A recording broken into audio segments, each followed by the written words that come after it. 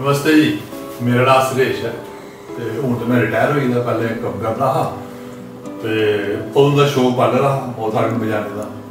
ते हूँ बेला टाइम लगी गया, हूँ बेले ते हूँ बजाना बड़े चिर बाद बजाना, पता नहीं ठीक बजना नहीं बजना। ते एक गाना तो गाना, उसके बाद फिर मौका मिले तो गा के सुनो।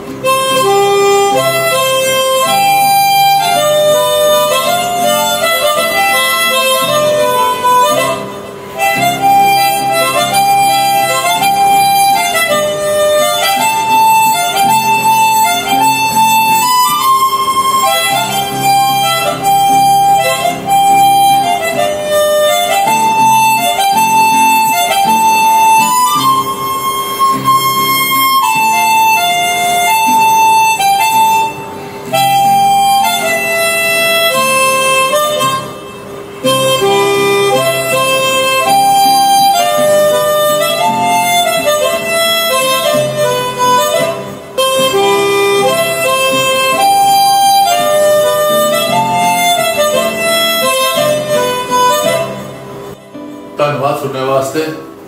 मेरी थोड़े सारे कन्नै अपील है कि तुस डोगरी फोक ज्वाइन करो, जो भी तुस बजाना चाहते या गाना चाहते वो शामिल हो, सारे मिलिए कुछ करने।